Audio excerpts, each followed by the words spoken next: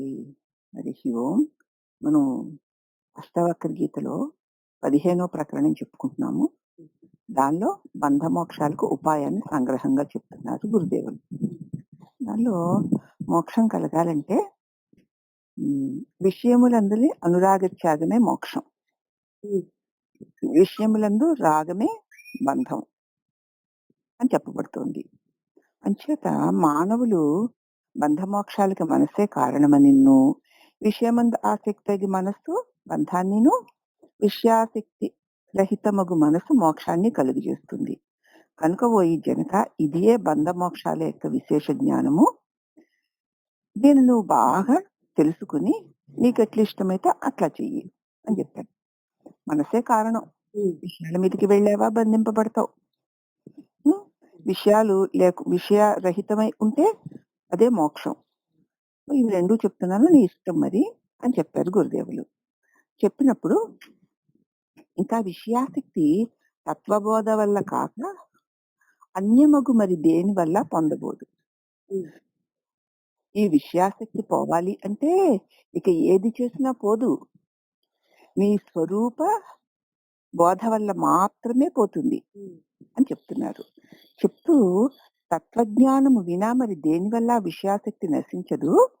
ఈ తత్వబోధము మాట్లాడుటయందు మిక్కిలి చతుడగు వారిని మోగవానిగాను, పండితుణ్ణి జడునిగాను, గొప్ప యోగిని క్రియారహితుణ్ణిగాను, అనగా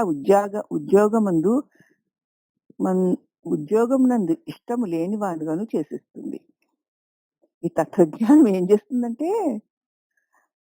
మాట్లాడుటయందు మిక్కిలి చతుడగువాడు తత్వస్వరూప జ్ఞానం కలిగాక ఇక మగవాడైపోతాట. స్వరూప జ్ఞానం కలగనంతసేపే ఎన్ని మాటలైనా అంతే, కలిగిన తర్వాత వాడిని మోగవాణ్ణి చేసేస్తుంది. వేదాంగాలను తెలుసుకున్న పండితుణ్ణి జడుడిగా చేసేస్తుంది. వాడు తెలుసుకున్న తర్వాత ఏమిటి, ఆఖరికి తన స్వరూపంలో తాను తప్ప ఇంకోటి ఏం లేదు, మరి వాడు జడుడిలా కనపడతాడు. అంతకుముందు అంతా గొప్ప పండితుడిలాగా వేదాంగాల్ని మరి వివరిస్తూ చెప్తూ గొప్ప పండితుడిలాగా ఉంటాడు, వెలిగిపోతుంటాడు లోకంలో. కానీ నిజంగా తత్వజ్ఞానం కనుక కలిగిందంటే వాడు ఒక జడుల్లాగా ఏమీ తెలియని వాళ్ళలాగా అయిపోతాడు. ఒక గొప్ప ఉద్యోగి క్రియారహితుడిగా, ఉద్యోగం మంది ఇష్టం లేని వాడిగా ఉంటాడు. గొప్ప ఉద్యోగం, ఎంత గొప్ప ఆఫీసర్ అండి ఆయన చేస్తున్న పనులు, ఆయన తీరు, ఆ పద్ధతి, లోకులందరూ కూడా ఆయన చాతుర్యానికి ఎంతో ఆశ్చర్యపడిపోతూ ఉండగా, అతడికి తత్వజ్ఞానం కలిగిందనుకో, అసలు తను చేస్తున్న ఉద్యోగం నందు ఏమాత్రము ఆసక్తి లేకుండా అయిపోతుంది. మనస్సు అంతరాత్మ మగునో ఇంద్రియములన్నీ శిథిలాలైపోతాయి. ఇప్పటిక మనస్సు ఏమైపోయింది, తనకు ఆధారమైన దానిలో ఇప్పుడు తిరిగిపోయింది. అది తిప్పేసుకుంది. ఇక మనస్సు ఇటు తిరిగి ఉంటేనే ఇంద్రియాలు విషయాలును అంటే, మనసు తనకు మూలమైన అంతరాత్మ వైపుకి తిరిగిపోయింది. ఇంకా తిరిగినప్పుడు విషయములన్నీ శిథిలమైపోతాయి. మనస్సు నుంచి వాటికి ఏమి సందేశాలు అందడం లేదు కదా. సంకేతాలు సందేశాలు అందకపోతే ఇంద్రియాలు ఏ విషయాల్లోకి వెళ్ళి ఏ పనులు చేస్తాయి, వెళ్ళవు కదా, అంటే శిథిలమైపోతాయి. అంటే తమ విషయ గ్రహణముల యందు అసమర్థాలు అయిపోతాయి. అక్కడ వాళ్ళని దాన్ని లేపి ప్రేరణ చేసేవాడు లేడు కదా. కంటిన్యూ అంటూ ప్రేరణ చేసేవాడు లేడుగా. అంచేత అవి ఆ ప్రేరణలు రాకపోవడం వల్ల ఆయా విషయాలను గ్రహించడంలో అసమర్థులైపోతాయి. ఈ తత్వబోధము సంపూర్ణముగా ఇంద్రియములకు ఏ పని లేకుండా చేసేస్తుంది. నీ స్వరూప బోధ నీకు తెలిస్తే ఇక ఇంద్రియాలకు గాని మనసుకు గాని ఏ పని లేకుండా అయిపోతుంది. ఈ కారణం వల్ల విషయ భోగేచ్ఛ గల వారలు తత్వబోధను ఆదరించరు. విషయ భోగాల మీద ఇచ్చలు ఉన్నవారు లోక విషయాల్లో ఎంతో గొప్ప గొప్పవని వాటితో సంబంధం కలిగి ఉండాలనుకునే వాళ్ళకి పాపం ఈ తత్వబోధ అంటే ఏమాత్రము సహించదు. ఎందుకంటే వదిలే అంటూ ఉంటాడు. వాడికేమో అవన్నీ కావాలి, వదిలే అంటూ ఉంటాడు. అంచేత ఎందుకు వచ్చిన వాళ్ళు నాకు నచ్చినట్టు నేను బతుకుతాను అని వాళ్ళు దీని వైపున ఆదరించరు. ఇంకా బాగా పట్టుకో, అది పట్టుకో, ఇది పట్టుకో, ఇది చెయ్యి, అది చెయ్యి, ఇది చేస్తే అదొస్తుంది, అది చేస్తే ఇదొస్తుందని చెప్తుంటే మాత్రం మంచి బాగా చేస్తూ ఉంటారు, వింటూ ఉంటారు. వాళ్ళకి విషయభోగ ఇచ్చ కావాలి. ఆ ఇచ్చను తీర్చే వాటి యందు ఎంత నిష్ఠాపరులైనా ఉండగలుగుతారు. అదే. పైగా గొప్ప నిష్ఠాపరులనేటి ఒక ఒక ఆహ్, దాన్నేమంటారు? ఒక ముద్ర వేయించుకొని, ఆ ముద్రతో చెలామణి అయిపోతూ ఉంటారు. ఎందుకు వాళ్ళంతలా చలామణి అయిపోతున్నారంటే గొప్ప గొప్ప కార్యాలు చేస్తే గొప్ప గొప్ప ఫలితాలొస్తుంటే అందరూ గొప్ప గొప్పవాడని అంటూ ఉంటారు కాబట్టి. వాళ్ళు ఎందుకు చేస్తున్నారన్న సంగతి వాళ్ళకి తెలీదు. విషయభోగ ఇచ్చ వల్లనే అవన్నీ చేస్తున్నారు. అంతే. అట్టివారికి ఎప్పటికినీ తత్వజ్ఞానమునందు ఆసక్తి, అనురక్తి, శ్రద్ధ కలుగవు. కాబట్టి పైగా ఆత్మబోధ సాధన నుండి వేల కొలది మైళ్ళ దూరంలో పరిగెత్తిపోతారు. ఎవరిని ఆత్మబోధ సాధన చేయమన్నారా? అసలు వింటేనే చాలు. వైష్ణవులు శివ శివ అంటే చాలు చెవులు మూసుకుని పారిపోతారు. శైవులు నారాయణ అంటే చాలు చెవులు మూసుకుని వీళ్ళు పారిపోతారు. అయితే మరి ఎవరైతే మోక్షం పొందడం కోసం ఆత్మబోధని చెబుతుంటే ఆ మోక్షచ్చ లేని వాళ్ళు ఆ సాధనలు ఎవరైనా చెప్పి ఆ సాధనలు చేయమంటే వేల కొలది మైళ్ళ దూరం పారిపోతారు. ఎందుకంటే అది చేస్తే ఆయన చెప్పినట్టు చేస్తే ఏమన్నా వస్తుందేమిటి? ఉన్నది కూడా ఊడిపోతుంది. దీనికోసం బాబోయ్! ఇలాంటివి మనకెందుకు అని చెప్పేసి వేల కొద్ది మైళ్ళు దూరం మిగతా వాళ్ళు చెవులు మూసుకుని వినపడినంత దూరం వెళ్ళిపోతారు తప్ప వీళ్ళు అలా కాదు. పంచ జ్ఞానేంద్రియాలకి కూడా తత్వబోధ అందంత దూరం పారిపోతారు. ఎందుకంటే వీళ్ళు కోరేవన్నీ అక్కడ ఊడిపోతాయి. అది. పైగా తత్వజ్ఞాన ప్రాప్తి కోసం అష్టావక్ర మునీంద్రుడు మళ్ళా ఇలా ఉపదేశిస్తున్నాడు. ఓ ఈ జనక నీవు పంచభూతాత్మకమగు దేహము కాదు. నాకు ఇంతకు ముందే తెలుసుగా మళ్ళీ ఈ గురువు గారు మళ్ళీ ఏమిటి గోల అని జనం కూడా అనుకోవట్లేదు. దేహము జడమును అనిత్యము అయి ఉన్నది. చైతన్య స్వరూపుడవు నీకు దేహంతో ఎట్టి సంబంధము లేదు. ఎన్ని వందల సార్లు చెప్తాడండి బాబు. నేనేమన్నా మూఢున్నా జడున్నా ఆఖరి ఊపిరి వరకు వినాలి. చెప్పారు కదా మరి. మళ్ళీ నువ్వు నీకు ఇంకా తెలియలేదేమో చూసుకో, నువ్వు శరీరాలు కాదంటాడు. ఏమిటో చాదస్త ముసలాడు అని కూడా అనిపించచ్చు. అనిపించదు. ఎన్నిసార్లు చెప్తారు ఏమింటారు సత్సంగంలోని? నువ్వు దేహం కాదు, నువ్వు ఇంద్రియాలు కాదు, నువ్వు మనసు కాదు, నువ్వు బుద్ధి కాదు. వ్యవహారం ముందుకు వచ్చినప్పుడు ఏది కాదో అర్థమైపోతుంది. కాదు నువ్వేమో చైతన్యానివి, లేకపోతే నువ్వు జీవుడివి, నువ్వు దేవుడివి. ఇంతే కదా, ఈ యుగాలు విన్నా ఇంతే కదా. దానికోసం రోజు గంటల గంట సత్సంగం ఏమింటారు వీళ్ళు అని అనుకునే వాళ్ళు ఉన్నారు బోడు మంది. ఎంతసేపు చెప్పినా అదే ముక్క, ఆ ముక్కనే తిప్పి తిప్పి తిప్పి తిప్పి చెబుతూ ఉంటారు. ఇంకో ముక్క లేదు, ఇంకో కథ లేదు, ఏమీ లేదు. ఏ సత్సంగం అనుకుని మన నువ్వు దేహం కాదురా అంటూ ఉంటారు అని అనుకునే వాళ్ళు కూడా ఉంటారు. ఎందుకంటే వాళ్ళకి బాగా తెలిసిపోయింది కదా, దేహం కాదు అన్న ముక్క బాగా వచ్చేసింది. అలా వాళ్ళు అంటూ ఉంటారని అనుకుంటూ ఉంటారు వీళ్ళంతే. కానీ జనకుల మళ్ళీ చెప్తారు ఎంత గొప్ప తత్వస్వరూప అనుభవాన్ని అతడు తన అనుభవాన్ని చెబుతూ ఉన్నా కూడా మళ్ళీ చెప్తున్నాడు. అంటే గురుడేమని పిచ్చివాడా?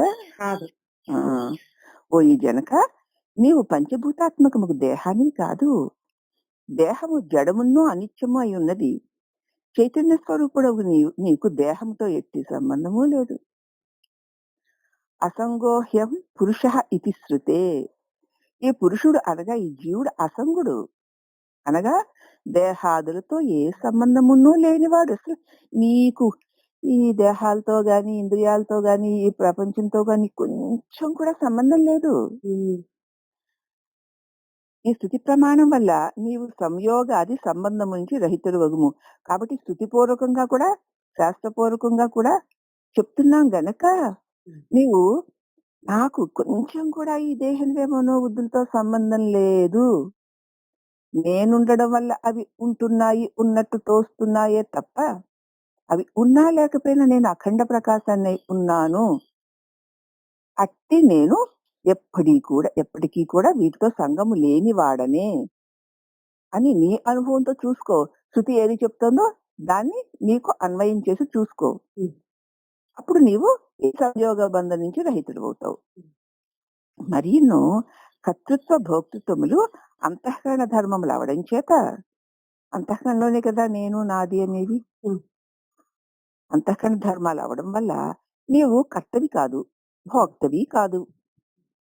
నీవు ఈ రెండింటికి సాక్షివి. నేను అనేటువంటి కర్తృత్వానికిను, నాది అనేటువంటి భోక్తృత్వానికి, అహంకారానికిను మమకారానికిను. ఉమ్, అహంకారం నేనంటుంది, ఉమ్, మనసు నాదంటుంది. ఉమ్. ఇవి రెండు అంతఃకరణ లక్షణాలు. అంతే. అంతఃకరణ అంటున్నా అంటే అది పరికరమే, జడం. పరికరమే. ఉమ్, దాని లక్షణాలు అవి. ఉమ్, అవి నీ నీ చెందిన ఎలా అవుతాయి? కాదు, అవి జడం. అది అస్తమాను అంతఃకరణ నేను నేనంటుంది, మనసు నాది నాదంటుంది. ఉమ్, దాని అదే కాకస్తమాను కావు కావు కావు అంటూ ఉంటుంది. అవునా? దీనికే స్వామి చెప్పారు, కావు నువ్వు దేహానికి కావు, నువ్వు ఇంద్రియాలు కావు అని కాకి రోజు మీకు చెప్తూనే ఉంది. మీరేమో కాకి గోల అంటారు. ఆ, కదా? పరిపూర్ణానందగిరి స్వామి చెప్పారు. అదే అంతఃకరణ అస్మాను నేను నేను నేను నేనంటూ కాకి కావు కావు కావు కావు అంటుందో ఎలాగా, ఉమ్, అంతఃకరణలో ఈ అహంకారం నేను నేను నేను అంటూ ఉంటుంది. ఉమ్, కావు కావు కావు మండం కాకి లక్షణం, నేను నేను నేను అంటుండో అంతఃకరణంలోని అహంకార లక్షణం. ఉమ్, అవునా? ఆ, అంతఃకరణ అన్నదాన్ని పట్టుకోవాలి, అది పరికరం. ఉమ్, దాని ఉమ్, ఉమ్, ఇక నాది నాది నాది నాది అంటుంది మనసు. ఉమ్, పిల్లు మేవు మేవు మేవు అన్నట్టు. అవునా? ఉమ్, పశు లక్షణాలమ్మా. అవును. కాబట్టి నేను నాది అనేవి రెండు కూడా అంతఃకరణ లక్షణాలు. ఉమ్, అవునా? ఉమ్, అందుచేత కర్తృత్వ భోక్తృత్వాలు ఇవి. ఇవి అంతఃకరణ ధర్మాలు అవ్వడం వల్ల మరి నీవు కర్తవా? కాదు. అవి ఆ పరికర లక్షణాలు. ఆ ఉమ్, పని చేస్తాయి, అది ఇంకో పని చెయ్యవు. అవునా? అవును. ఫ్యాన్ తిరుగుతుందే గాని పచ్చడి రుబ్బుతుందా? రుబ్బదు. మరి ఇక్కడ ఉమ్, అంతఃకరణలో అహంకారం నేను నేను నేను అంటుంది, మమకారం నాది నాది అని. మనసు నాది నాది అంటుంది. దాని లక్షణాలు ఆ పనులే చేస్తుంది అది. ఉమ్, అది పరికరం. ఉమ్, మరి ఆ పరికరం నువ్వా? కాదు. నీదా? నాది కాదు. ఉంది కదా, ఉమ్, కానీ అది నువ్వు కాదు. ఉమ్, అంటే వాటి లక్షణాలను తెలుసుకోకపోతే నువ్వు నీది అయిపోతుంది. ఉమ్, దాని లక్షణాలను తెలుసుకున్నప్పుడే నేను కాదు నాది కాదు అనగలవు. ఉమ్, ఉమ్, నేను కాదు నాది కాదు అంటే ఎలాగా? ఇలాగ వివరించి చూసుకుని ఓహో, అంతఃకరణ ధర్మాలైన అహంకార మమకారాలు, కర్తృత్వ భోక్తృత్వాలు నేను కాదు నాది కాదు అంటే బానే ఉంది. దాన్ని నువ్వు అనుభవంలో సమన్వయం చేసుకుని ఎలా చూస్తావు? కావు కావు మండం కాకి లక్షణం అన్నట్లు నేను నేను అనడం అహంకార లక్షణం. ఉమ్, మేవ్ మేవ్ అనడం పిల్లి లక్షణం అన్నట్లు నాది నాది అనడం మనసు లక్షణం. ఉమ్, ఆ పిల్లిని ఆ కాకిని వాళ్ళ లక్షణాలు వదలమంటే అవి ఎలా వదలలేవో, ఈ అంతఃకరణ కూడా వాటి లక్షణాలు అది వదలదు. ఉమ్, అది పరికరం. ఉమ్, అది నా చేత తెలియబడుతోంది, ఉమ్, నా వల్ల వెలిగింపబడుతోంది. ఉమ్, మెలుగులోకి నేను అని నా ప్రకాశం వచ్చేసరికి అది నేను నేను అనగలుగుతోంది అవును. ఆ అహంకారం. ఉమ్, అలాగే ఆ మనసు నాది నాది అనగలుగుతోంది. ఇవి నేను నేను నాది నాది అవి అంటుంటే అవే నువ్వు కూడా నేను నేను నాది నాది అనుకుంటున్నావంటే నువ్వెవరివి చూసుకో. మరి ఆ పశువా ఆ పక్షివా? అంతే కాదు. కాదు కదా.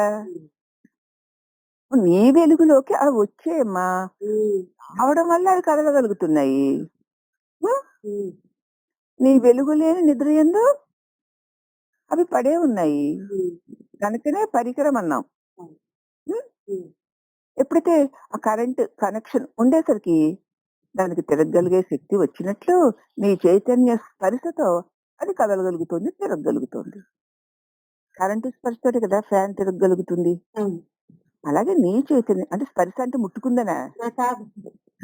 మళ్ళీ ముట్టుకుంటాడేమో అనుకోకు. కాదు. ఉన్నావంతే. ఆ వెలుగు అలా ఉండేసరికి జీవులందరూ లేచి వాటి పనులు చేసుకుంటున్నట్లు అట్లాగా నీ తెలివి ప్రసరణ పడిందంటే చాలు. అది మరి అంతఃకరణ అవచ్ఛిన్న జీవుడు అంటారు కదా. ఉమ్, అంటే ఏమిటి? ప్రతిబింబము. ఉమ్, నీ తెలివి ప్రకాశము పడిన తోడనే నేననగలుగుతున్నటువంటి పరికరం అది. అవునా? అవును. ఇప్పుడు అంతఃకరణ ఎట్లా పరికరమైందో క్లియర్ గా తెలిసిందా? ఆ, మరి ఇంకా నేను నేను నాది నాదని లోపల నీకు అనిపిస్తూ ఉంటే అవి దాని లక్షణాలు అని నీ స్వరూపంలో నీకు అనుభవానికి రావాలి. అలా రాకుండా నేను కాదు నాది కాదు నేను కాదు నాది కాదు అనుకుంటే మళ్ళీ ఆ కాకిను ఆ పిల్లిలాగే ఉంటావు. కావు కావు మేవ మేవ అంటూను. మరి తిట్టినట్టో కోప్పడినట్టో మీకు అనిపించిన నిజమిదే. అంతే. ఆ, అందుచేత అవి అంతఃకరణ లక్షణాలు. ఉమ్, అవి వాటికవే ఉండలేనివి గనక జడాలు. నా ప్రకాశంలో అవి అనగలుగుతున్నాయి, ఉండగలుగుతున్నాయి, వ్యవహరింపగలుగుతున్నాయి. నా ప్రకాశ స్పర్శ లేకపోతే అవి ఏమీ చెయ్యలేవు, జడాలై ఉంటాయి. కాబట్టి అది నువ్వు ఇప్పుడు మరి కాదు. ఇంత క్లియర్ గా వినాలి. అలా విడిపోతేనే మన బోధలకి సరి అయినటువంటి ఆ ప్రయోజనం కలుగుతుంది. మరియు నువ్వు కర్తవి కావు, భోక్తవి కావు. నువ్వేమైనా చేస్తున్నావా? నేనంటూ నాది నాదంటూ చేయట్లేదు. అలాగా చేస్తున్నట్లు కనపడుతుంది అంతఃకరణ. ఆ, కానీ స్వయంగా చేయగలిగేది కాదు. కాదు. దానితో నీవు చేరి నేనే అజ్ఞానం వల్ల అనుకుంటున్నావు గనక ఆయా పనులకి విలువ వచ్చింది. లేకపోతే అవి ఏ పనులు చేసినా విలువే ఉండదు. నువ్వు చేరి దాన్ని కొనసాగించకపోతే ఏమిటి ఉంటుంది విలువ? లేదు. ఉండదు. అందుచేత నువ్వు భక్తివిగా నీవు ఈ రెండింటికి నీ సాక్షివి. సాక్షియగు వాడు సాక్ష్య విషయముల కంటే ఎట్లు వేరే ఉంటాడో అట్లే కర్తయు భోక్తయు నగు అంతఃకరణ కంటే ఆత్మ భిన్నమే. అంటే నేను భిన్నమైన వాడను. ఉమ్, ఇంకొక దృష్టాంతం చెప్పుకుందాం. ఒక నాట్యశాల యందున్న దీపము ఆ శాలను, ఆ యజమానుని, సభాసదులను, ఆ నర్తకిని సమానంగానే ప్రకాశింపచేస్తుంది కదా. ఉమ్, అట్లే శరీరమును నృత్యశాల యందు అహంకారమే సభాపతి అనుకుందాం, ఉమ్, విషయములే సభ్యులు అనుకుందాం, బుద్ధే నర్తకి అనుకుందాం. ఇంద్రియ గణాలే ఆ నర్తకి అనుసరించినటువంటి తాళాలు, గాత్రాలు, తాళాలు వేస్తున్నటువంటి వారి సహచరులు అనుకుందాం. ఉమ్, ఇప్పుడు చైతన్య రూపము ఆత్మ అన్నింటికంటే సాక్షి అయి అన్నింటినీ ప్రకాశింపచేయునదిగా ఉన్నది. ఉమ్, మరి ఆ దీపము అన్నిటినీ, అందరినీ, ఆ సభలో ఉన్నటువంటి వారందరినీ, అలాగే ఆ సభలో నాట్యం చేసేవారిని, తాళాలు వేసేవారిని, ఆ సభాపతిని, ఆ రంగస్థలిని అంతటిని ఆ ఒక్క దీపం ప్రకాశింపచేస్తుంది కదా. ఉమ్, అక్కడ ఏ ఏ సంఘటనలు ఎలా జరిగినా అది సాక్షిగా అలా ఉందే తప్ప వాటిని ప్రకాశింపచేసి ఏమైనా దానికి అంటుతాయా? లేదు. మరి అట్టి దీపంగా నువ్వు ఉన్నావా? అట్టి దీపానివి నువ్వు. నేను ఆ దీప సన్నిధి దీపం లేక అక్కడ నాటకం ఏమి వేస్తారు? ఏం లేదు. కాబట్టి దీపం ఉంది కనుకనే నాటకం. ఉమ్, అవునా? ఉమ్, అలాగే ఈ చైతన్యం. నేననే చైతన్య దీపం, ఆత్మ అనే చైతన్య దీప సన్నిధానంలో ఈ దేహం అనేటువంటి నాట్యశాల యందు ఈ దీపం శాలని యజమాని వీళ్ళందరూ కూడా ప్రకాశింపచేసే దీపము వలె నీవు ప్రకాశ స్వరూపుడవై ఉన్నావు. అవునా? అవును. చైతన్య రూపము ఆత్మవైన నీవు అన్నింటికీ సాక్షివి, అన్నింటినీ ప్రకాశింపచేస్తూ ఉన్నటువంటి వాడు. అవునా? ఉమ్, మరి ఎట్లు దీపము తన స్థానమునందు తాను ఉన్నట్లే ఉండి అన్నింటినీ ప్రకాశింప చేస్తుందో అట్లే చైతన్యాత్మ అచలమై సాక్షిగా ఉండి అన్నిటినీ ప్రకాశింప చేస్తుంది.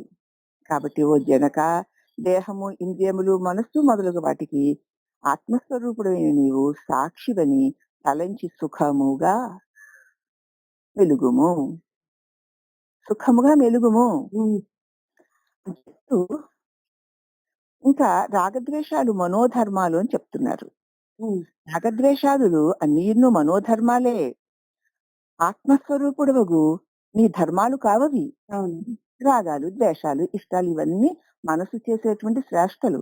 ఉమ్, ఈ విషయము అన్యత్రా కూడా చెప్పబడుతుంది. వేరే విధంగా కూడా చెప్తుంది. ఎలాగంటే ఇతడు శత్రుడు, ఇతడు మిత్రుడు, ఇతడు తటస్థుడు అని తలంచుటయు. ఆయన నా శత్రువండి అంటాడు ఒకడిని చూసి.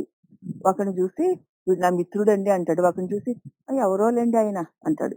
అవునా? అలా నువ్వు అనుకుంటున్నావు కదా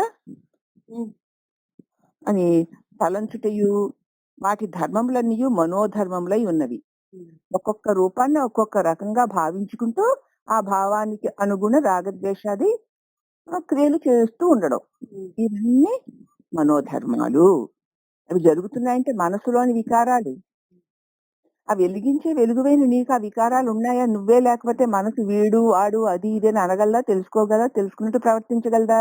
చేయలేదు కదా! దాని ధర్మాలవి. నీ సన్నిధానంలో దానిలో ఏమున్నాయో అవన్నీ ఆ వెలుపలి నామరూపాల మీద వేసి ఆ వ్యవహారాలన్నిటికీ అన్నిటితోనూ తిరుగుతూ ఉంటుంది. కాబట్టి అద్వైత దృష్టిలో భేదం ఎక్కడిది? లేనే లేదు. ద్వైత దృష్టిలో మాత్రమే భేదం ఉంటుంది. ఎందుకంటే ఓ జనక ఒకప్పుడు కూడా మనస్సునకు నీకును ఏ సంబంధము లేదు. ఎప్పుడు నువ్వు దానిలో కలిసిపోయి ఆ రాగద్వేషాలు నీకున్నాయని అనుకున్నప్పుడు కూడా నీకు లేవు కదా. అనేక అనేక అలలు తుడిగుండాలు తిరుగుతున్నప్పుడు కూడా ఆ చెరువులో ఉన్నటువంటి చంద్ర ప్రతిబింబానికి దాని లక్షణాలు ఏవి అంటుకోవడం లేదు. అలాగే ఆత్మస్వరూపుడైన నీవు నీ అంతఃకరణలో ఉన్నటువంటి మనోబుద్ధుల యొక్క వికారాలు ఎన్ని కలుగుతున్నా నాకే కలుగుతున్నాయి నువ్వు అనుకుంటున్నా కూడా అవి నీకు కలగడం లేదు. ఓరి వెర్రివాడా ఈ మాత్రమన్నా తెలుసుకోరా నాయనా అని జనుకుని కదా మనల్ని. కాబట్టి ఒకప్పుడు కూడా మనస్సుకి నీకు సంబంధమే లేదు. అందువల్ల రాగద్వేషాదులు మనోధ్యాసములు కనుక నీవు రాగద్వేష ధ్యాసములు ఒక్కప్పుడును చెయ్యకుము. అవన్నీ మనోస్థ లక్షణాలు అంతే. అవి అలా ఉన్నట్టు ఉన్నను అవేవి నాకు లేవు. నేను చిన్మయోహం శివోస్మ్యహం అని ఉండు. ఆ మనసులో ఏది అవును అవును కాదు కాదు అంటే దాంట్లో చేరిపోకు. చిన్మయోహం శివోస్మ్యహం అని చిన్మయ స్వరూపుడివై ఉండు. ఇక రాగద్వేషాదులు ఆత్మధర్మములు ఎందుకు కాదు స్వామి? నాకు రాగద్వేషాలు నా ధర్మాలు ఎందుకు కాకుండా పోతాయి స్వామి అని ప్రశ్నిస్తే, మరి రాగద్వేషాలు ఆత్మస్వరూపుడవగు నీ ధర్మాలు ఎప్పుడూ కావునాయినా. ఎందుకంటే నీవు జ్ఞాన స్వరూపుడవై ఉన్నావు, తెలివి స్వరూపుడవై ఉన్నావు. ఒకవేళ రాగద్వేషాదులు ఆత్మధర్మాలే అని అభినివేశముతో చెబితే ఆత్మకి స్వాభావిక ధర్మాలా లేక ఆగంతుకాలా లేక అధ్యాసిక ధర్మాలా? అవి స్వాభావిక ధర్మాలు ఎప్పటికీ కావవి. ఎప్పుడు ఆత్మకి స్వభావకంగా వచ్చిన ధర్మాలు కావు. ఇనపగుండుకి వేడిను వెలుగును స్వాభావిక ధర్మం కాదు, చేరికతో వచ్చింది. అలాగునని మరి ఈ రాగద్వేషాదులు నీ ధర్మాలు ఎప్పుడూ కావు. ఎందుకంటే శృతి స్మృతులు ఆత్మ నిర్ధార్మకము అని ఏ ధర్మము లేనిది అని చెప్తున్నాయి. దాని గురించి ఇంకా వివరించి చెప్తాను చూడు. ఆత్మ అంటే నేను, అంటే తెలివి స్వరూపమైన నేను మరి శబ్ద స్పర్శ రూప రస గంధాల నుండి రహితమై ఉన్నాను. నేను శబ్ద స్పర్శ రూపరస గంధాలు లేని వాడనై ఉన్నాను. దానికి ఆదియును లేదు అంతమును లేదు. ఆత్మ అంటే నేను నాకు. అది మహత్తత్వము కంటే పరమైంది, మహత్తు కంటే పరమైంది. ఇట్లు ఆత్మను తెలుసుకుని వాడు మృత్యుముఖం నుంచి బయటపడుతున్నాడు. ఈ విధముగా అనేక శృతులు ఆత్మ నిర్ధర్మకము అని చెప్పదు. ఇక్కడ అర్థమైనట్టు ఉంటుంది. కానీ మహత్తత్వమును కంటే పరమైన వాడు అంటే ఏమిటండి అని నువ్వు అడగాలి. మహత్తత్వం అంటే ఏమిటి అని తెలియకుండా దానికంటే పరమైన వాడివి అంటే ఎట్లా అంగీకరిస్తావు? మహత్తత్వము అంటే నేనన్న తలంపు పుట్టు చోటు. అక్కడి నుంచి కలిగినటువంటి ఒక వెలుగు కిరణ ప్రవేశానికి ఆధారమైందని మహత్ అంటారు. హ్మ్. ఒక విత్తనాన్ని మట్టిలో వేసామనుకుందాం. నీళ్లు పోస్తేనే అక్కడ అంకురం పొడుచుకొని వస్తుంది. హ్మ్. ఆ అంకురం పొడుచుకు రావడానికి ముందు ఆ భూమి పగులుతుంది. హ్మ్. ఆ పగులులో నుంచి ఈ అంకురం తలచూపుతుంది. అవునా? హ్మ్. అదిగో ఆ తలచూపు చోటు మహత్ అంటారు. నీ నుంచి నేనన్న తలంపు చూపు చోటుని మహత్ అంటారు. హ్మ్. అది ఆ భూమి పగిలితే నీళ్లు పడితేనే అది మెత్తబడి పగులుతుంది. హ్మ్. అలాగే లోపల నుంచి విత్తనం మొలక పైకి తల ఎత్తితేనే భూమి చిట్లుతుంది. చిక్కుతుంది. ఆ చిట్లి ఆ మొలక పైకొస్తుంది. హ్మ్. అలాగే నేను అన్న భావన మొలకెత్తు చోటు. దాన్ని మహత్తత్వము అంటారు. హ్మ్. అంటే నేనన్న తలంపు ఎక్కడి నుంచి పుడుతుందో చూడు. మనస్సు అక్కడ లయిస్తుంది. అక్కడి నుంచి అది వస్తోంది కాబట్టి దాన్ని చూసేసరికి అది ఇక రాదు. హ్మ్. హ్మ్. ఆ కలుపు మొక్క వస్తుందనుకో చూసిన వెంటనే తీసేస్తావు కదా! హ్మ్. అలాగా. మరి ఈ నేనున్న తలంపే సర్వ అనర్థాలకి మూలమని తెలిసినవాడు దాన్ని ఏమైనా రానిస్తాడా? రాను. కాబట్టి మహత్తత్వము అంటే అంకురము మొలకెత్తు చోటులాగా తలంపు మొలకెత్తు చోటు మహత్ అంటారు. హ్మ్. కదా! ఎక్కడి నుంచి వచ్చిందది? అవ్యక్తాన్నించి. ఇంతకు ముందు వ్యక్తము కాని స్థితిలో ఉంది. హ్మ్. ఆ అవ్యక్తాన్నించి మహత్ వచ్చింది. వ్యక్తమయ్యే స్థితికొచ్చింది. అవునా? ఆ వ్యక్తమయ్యేటువంటి స్థితికి కారణమైందని మహత్ అంటారు. కాబట్టి నీ నిజస్వరూపము ఆ మహత్తత్వానికంటే పరమైనది. ఆ మహత్ ఆ అంకురం మొలకెత్తే దానికి కూడా ఆధారమై ఉందని అర్థం. హ్మ్. హ్మ్. అవునా? అవును.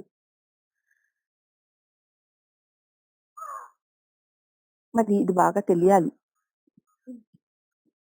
నామరూప కాబట్టి క్రియారహిత శుద్ధ పరబ్రహ్మము నుండి అవ్యక్తమనే మహాశక్తి. హ్మ్. అందులో నుండి మహత్. హ్మ్. ఆ మహత్ నుండి నేనన్న తలంపు. అహంకారం. హ్మ్. హ్మ్. అహంకారం అన్నటువంటి తలంపు కలగడానికి అవకాశం ఇచ్చేది మహత్. మహత్. మహత్తుకి ఆధారం ఏమిటి? అవ్యక్తం. అవ్యక్తం. అవ్యక్తంకి ఆధారం ఏమిటి? నామరూప క్రియారహిత శుద్ధ పరబ్రహ్మము. హ్మ్. కాబట్టి ఈ మహత్తు కంటే కూడా అన్యమై ఉన్నావు నువ్వు. హ్మ్. అట్టి నువ్వు ఉన్నావు గనుకనే కదా ఆ! ఈ మహత్తు ఈ ఈ జీవుణ్ణి వ్యక్తీకరించగలుగుతుంది. హ్మ్. నీ శక్తి చేతనే. ఆ! అయితే ఎందుకు వ్యక్తీకరించవలసిన అవసరం వస్తోంది? అవ్యక్తముగా ఒక అజ్ఞాన బీజముంది. హ్మ్. దేనిలో? మహత్. నామరూప క్రియారహిత పరబ్రహ్మమైన నీ యందు ఒక బీజముంది. జగద్భావన బీజము. హ్మ్. అదే అవ్యక్తము. హ్మ్. దానిలో నుంచే వ్యక్తమయ్యేటువంటి చోటుని మహత్ అంటారు. అది వ్యక్తమవుతున్న కావది. హ్మ్. దాన్ని మహత్ అంటారు. మరి ఈ మహత్తుకి ఆధారం ఏమిటి? అహంకారానికి ఆధారం అంటే నేను అనేటువంటి అహంకారానికి ఆధారము మహత్ అయితే, మహత్తుకి ఆధారం అవ్యక్త బీజమైతే, అవ్యక్త బీజమునకు ఆధారము పరబ్రహ్మము. పరబ్రహ్మం. ఆ పరబ్రహ్మమైన నీవు ఉన్నావు గనుకనే అవ్యక్తమును అవ్యక్త బీజములో అవ్యక్తముగా ఉన్నదేదో అది. హ్మ్. హ్మ్. ఆ అవ్యక్తం నుంచి తల చూపడానికి అవకాశం ఇవ్వబడే మహత్తును తర్వాత తల చూపి నేనంటూ మేనంటూ ఈ అనంత సృష్టిని అల్లుకునేటువంటి అహంకారమును. హ్మ్.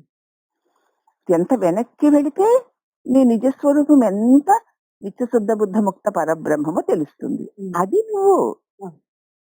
కాబట్టి ఇప్పుడు నీవు అవ్యక్తమునకును మహత్తునకును అహంకారమునకును ఇక ఆధారం. దేవుని మనోబుద్ధులకును ఈ సమస్త సృష్టికి ఆధారమైన పరబ్రహ్మానివిరా. అట్టి నువ్వు ఉన్నావు కాబట్టి ఇవన్నీ వస్తున్నాయి. అవునా? హ్మ్. అట్టి నీ నిజ స్వరూపాన్ని నువ్వు తెలిస్తే ఇక అక్కడ అవ్యక్త బీజం అన్నదే ఉండదు. ఒకవేళ బీజమున్నా దానిలో అంకురోత్పాదక శక్తే ఉండదు. ఎరుగక ఆ బీజంలో అంకుర ఉత్పాదక శక్తి మళ్ళీ మళ్ళీ మేల్కొంటుంది. ఎదిగితే ఇక ఆ వ్యక్తీకరింపబడి మళ్ళీ మళ్ళీ వ్యక్తీకరింపబడిన అవసరం లేకపోవడం వల్ల శుద్ధ పరబ్రహ్మమే మిగులుతుంది. అవునా?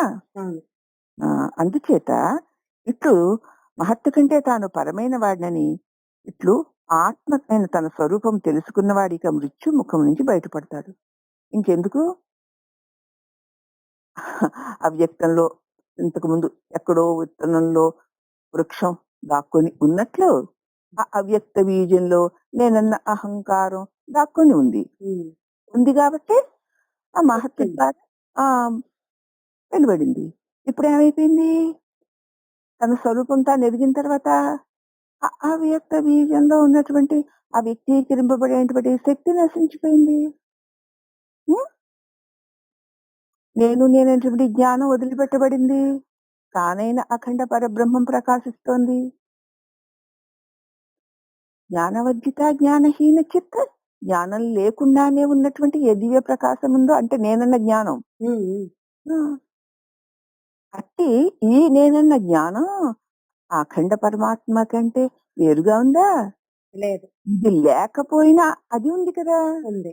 జ్ఞానహీన చిత్, ఈ నేననే స్వల్ప ప్రకాశపు తెలివి లేకపోయినా స్వరూపమై ఉంది కదా, అది నీ స్వరూపం అని తెలుసుకున్న వాడికి మళ్ళీ జన్మ మృత్యు ముఖాల నుంచి బయటపడతాడు.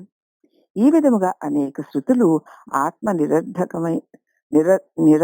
నిర్ధర్మకమై ఉన్నది అని చెప్తున్నారు. ఏ ధర్మాలు దానికి లేవు.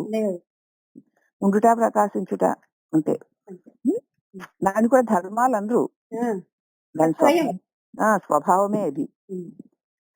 కాబట్టి ఇక ఆత్మ శుద్ధము ముక్తము బంధరహితమును, బంధ మోక్షాధిక ధర్మములన్నీను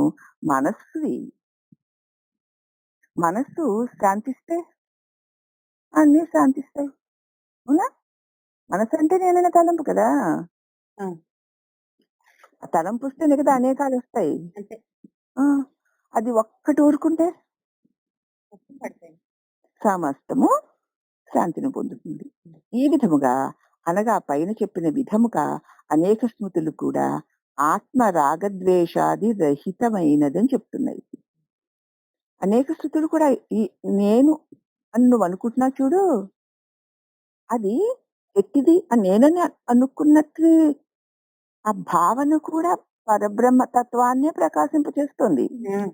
అనుకోవడానికి ఆధారమైన ఆ పరమాత్మ అంటే ఆత్మ అంటే తను తాను ఎరిగిన ఆత్మ రాగద్వేష రహితమైనది అని శృతులు చెప్తున్నాయి.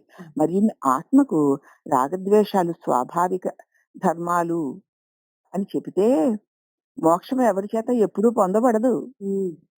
ఆత్మకి రాగద్వేషాలు స్వాభావిక ధర్మాలండి. అంటే ఇంకా ఆ స్వాభావిక ధర్మాల రాగద్వేషానికి అతను బయటపడతాడా?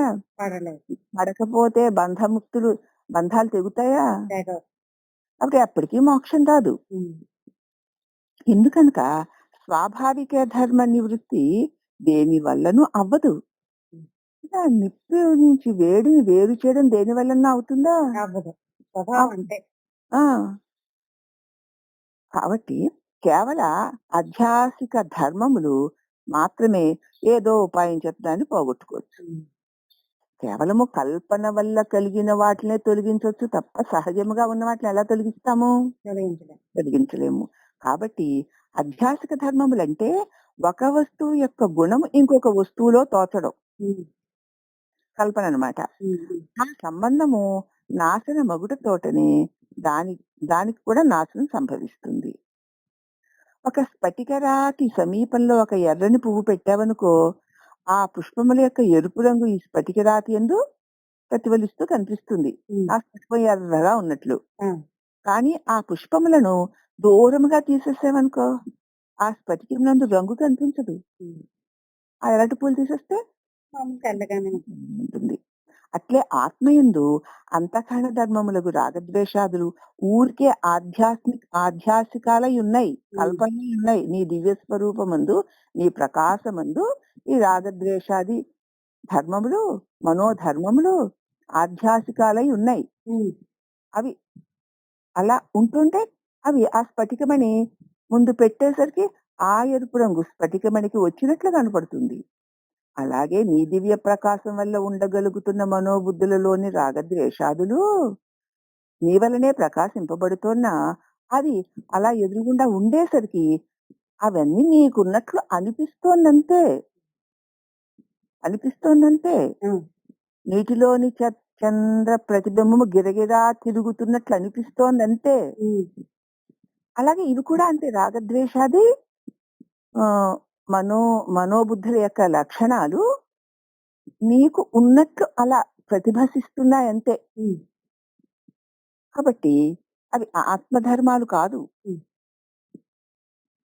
అవి అంతఃకరణ ధర్మాలకు రాగద్వేషాలు ఊరికే ఆధ్యాత్మికలే ఉన్నాయి. కానీ అవి స్వాభావికాలు కావు గనక ఆ పువ్వులు పక్కకి తీసేస్తే మళ్ళీ ఉన్నదున్నట్టు ఆ స్ఫటికం ప్రకాశిస్తుంది. హ్మ్.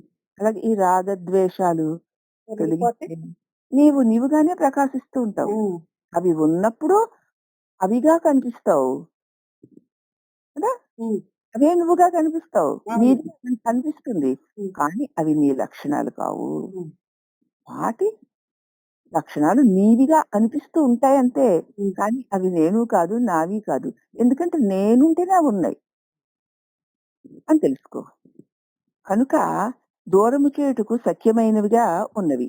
వాటిని మనం తొలగించుకోవచ్చు. తొలగించుకోవచ్చు. అంతఃకరణలో రాగద్వేషాలు లేకపోతే ఉన్నవాడు ఉన్నట్టే నీ అనుభవానికి నువ్వు శాంతిగా వచ్చేస్తావు. అంతే.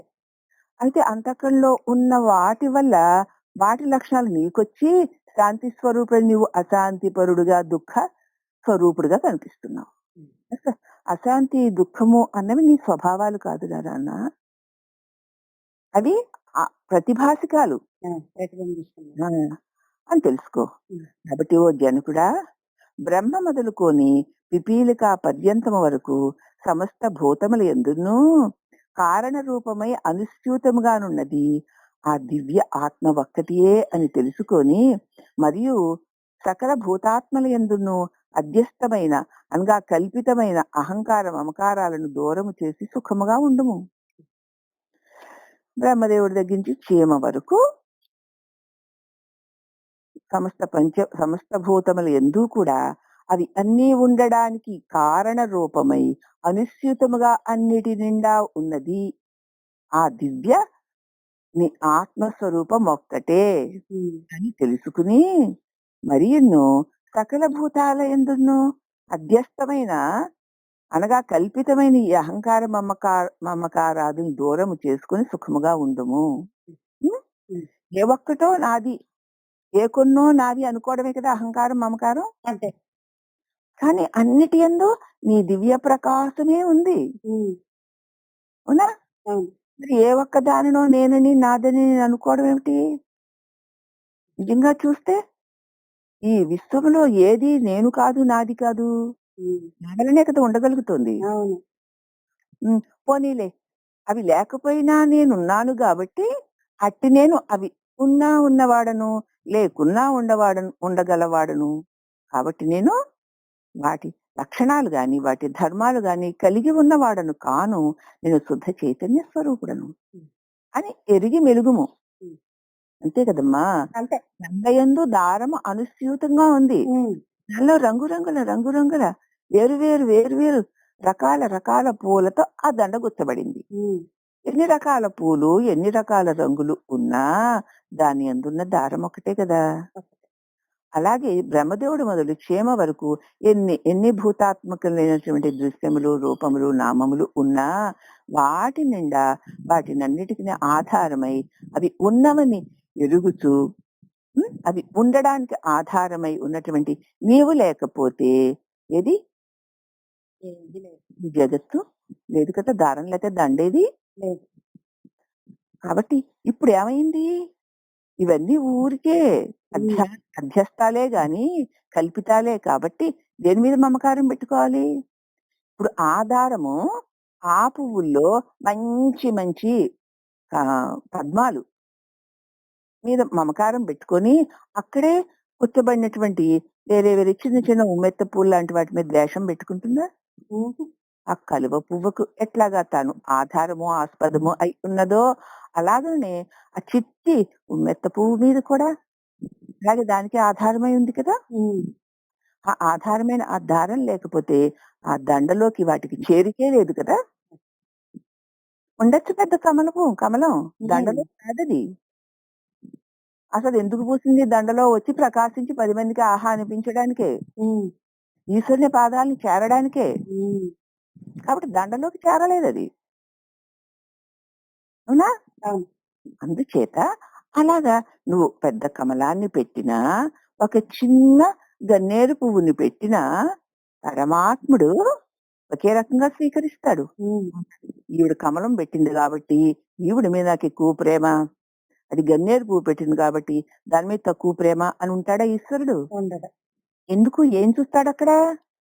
ప్రేమనొక్క దాన్నే, ఆ ఆరాధనని, అర్పణ బుద్ధినే చూస్తాడు తప్ప నీవు పెట్టిన పువ్వుల్లోని వ్యత్యాసాలను ఆయన చూడడు.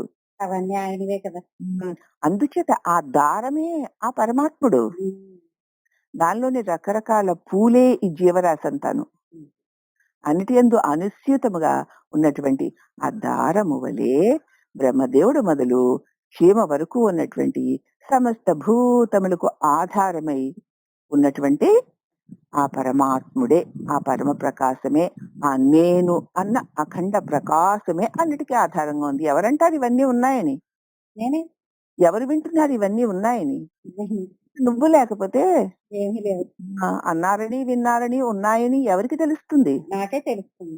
నువ్వేదయ్యుంటే తెలివయ్యుంటే. పరమాత్మవై ఉన్నావన్నమాట. అన్నిటినీ వెలిగిస్తూ నీకు నువ్వే వెలుగుతూ ఉన్నావు. అందుకు నిన్ను పరమాత్మ అన్నారు. మిగతావన్నీ ఉండడానికి ఇంకొక దాని మీద ఆధారపడాలి. కానీ నీవు వెలుగుతూ అన్నిటినీ వెలిగిస్తున్నావు. కాబట్టి నిన్ను పరమాత్మ అన్నారు. నీ వల్ల అవి అన్ని నువ్వు వెలిగి ఉన్నట్లు తోచాలే తప్ప నువ్వు ఎవరో ఏదో ఉండడం వల్ల నువ్వు వెలిగి ఉన్నట్లు తోచక్కర్లేదు. నువ్వు వెలుగుతున్నావు, అన్నిటినీ వెలిగిస్తున్నావు. కాబట్టి నువ్వు అఖండ పరమాత్మ వెలిగి నీ సన్నిధానంలోనే ఏవి అయినా సరే ఉన్నట్టు ఉండాలే గాని నీవు లేకపోతే ఏవీ లేవు, నువ్వు లేకపోవడం అన్నది లేదోయి, ఇది నీ స్వరూపమోయి జనకుడా అంటున్నారు గురుదేవులు. కాబట్టి ఈ అహంకార మమకారాల్ని అన్నిటి యందు సమానంగానే ఉన్నావు నువ్వు. కాబట్టి దేని మీద అహంకారం మమకారం పెట్టుకోవాల్సినటువంటి దరిద్రం నీకు లేదు. కాబట్టి అహంకార మమకారాన్ని దూరం చేసుకుని సుఖముగా వెలుగుమోయి అని చెప్తూ, ఓయి జనకుడా, ఏ అధిష్టాన చైతన్యం ముందు ఈ సమస్త ప్రపంచము సముద్రమునందు తరంగముల వలె అభిన్నంగా స్ఫురిస్తోందో, సముద్రము అలలు రెండు కనపడుతున్నాయి మనకి. రెండుగా, కానీ రెండు కాదు కదా, రెండుగా కనపడుతున్నాయి. అసలు ఆ రెండుగా కనపడే వాటిని చూడడానికి అందరూ బీచ్కి వెళ్తారు. ఉరకలతో, నురుగులతో, అంతంత ఎత్తు పెద్ద చప్పులతో వచ్చి పడే అలలే లేక సముద్రం దగ్గరికి ఎవరు వెళ్తారే? అది సంగతి. అంటే ఆ సముద్రంలోనే ఉంటూ కూడా సముద్రం కంటే వేరుగా మరి గొప్ప విచిత్రకరమైనటువంటి ఒక దృశ్యాన్ని అక్కడ క్రియేట్ చేయబడుతుంది. ఆ క్రియేషన్ కోసం వెళుతున్నావు. అవునా? ఆ సముద్రం కంటే అది వేరుగా క్రియేట్ చేయబడింది కాబట్టి. కానీ అది సముద్రమును విడిచి లేదు కదా. లేదు. అలా ఆ దృశ్యమంతా కూడా ఉన్నా కూడా ఆ దృశ్యము నిండా ఆ సముద్రమే ఉంది కదా.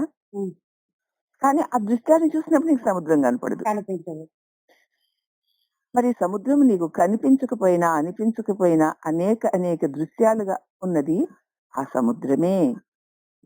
అలాగే ఈ జగదృశ్యాలను చూస్తున్నంతసేపు దీనికి ఆధారముగా ఉన్న నీ పరబ్రహ్మ స్వరూపము నీకు తెలీదు. కానీ నీకు తెలిసినా తెలియకపోయినా నువ్వు ఉన్నావు కాబట్టి ఈ గొప్ప గొప్ప దృశ్యాలన్నీ ఉన్నాయి అని చెప్తారమ్మా ఇక్కడ. అందుచేత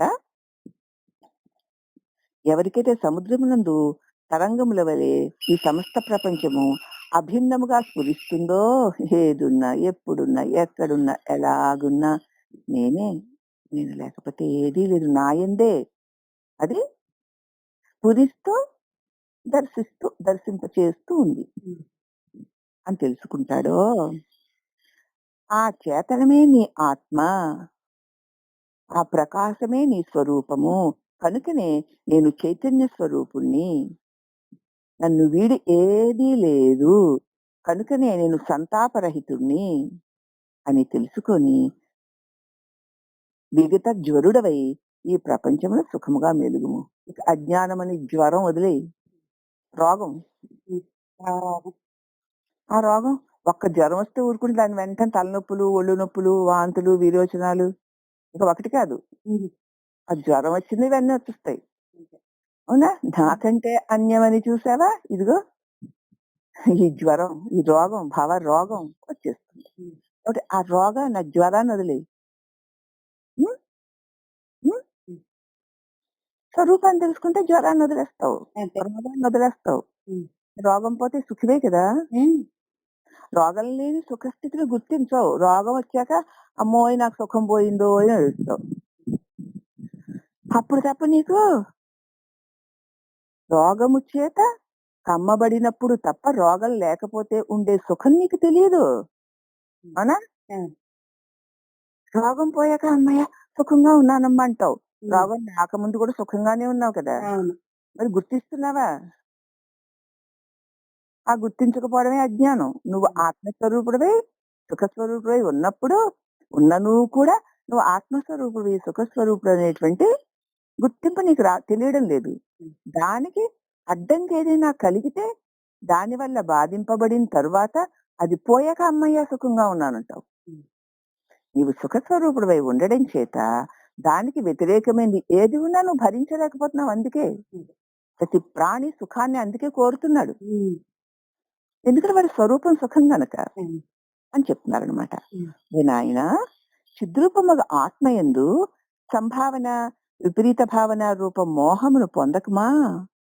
ఎప్పుడు నీ చిన్మయ స్వరూపము నందు ఏదో అది ఇది అనే సంభావన, ఇది అదేమో అది ఇదేమో అనేటువంటి విపరీత భావన అస్సలు రానివ్వకు.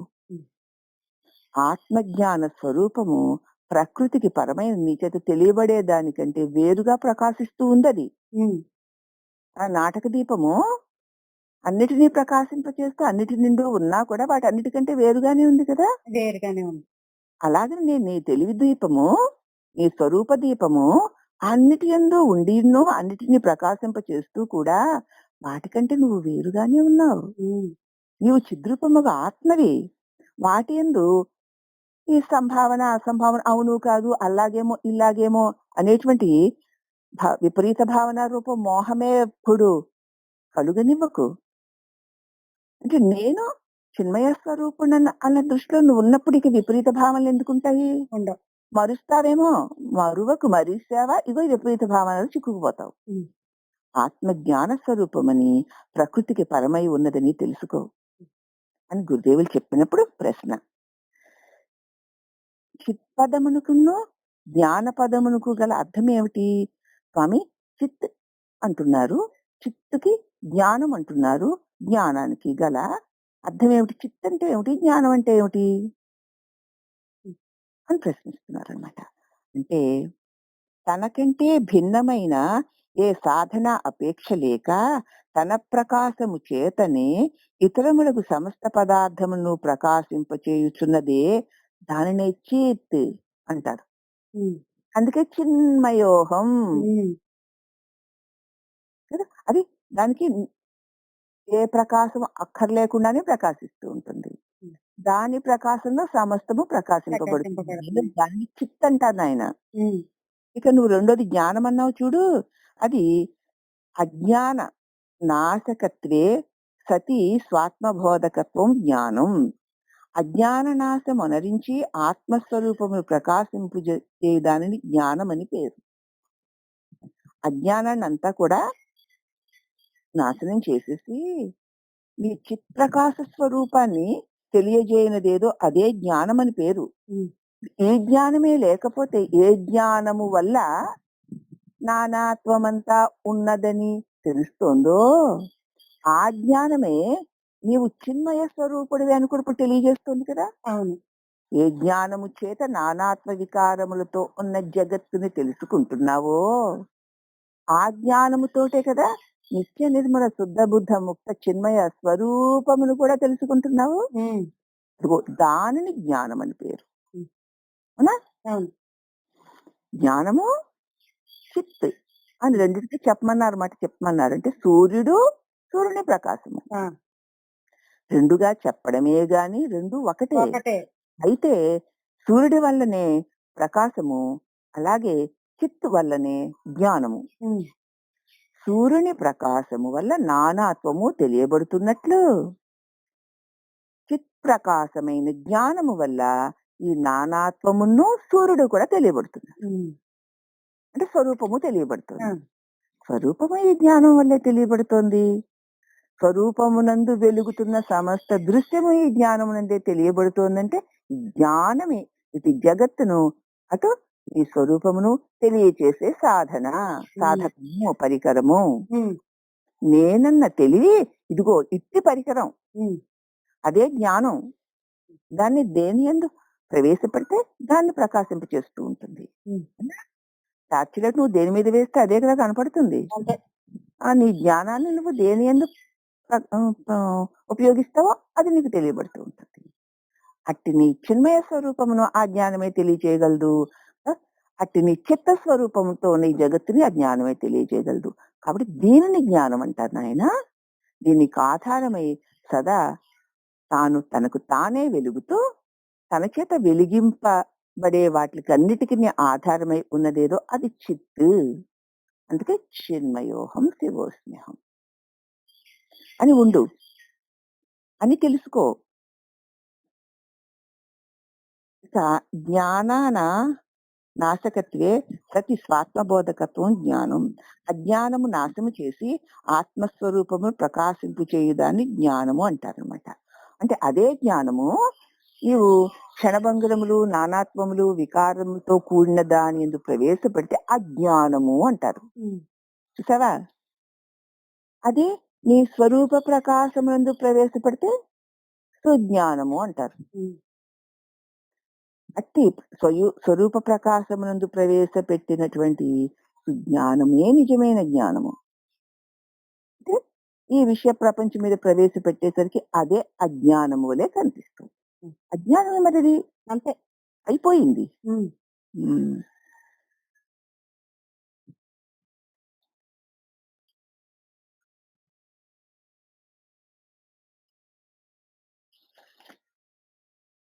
ఇంకా అంటారు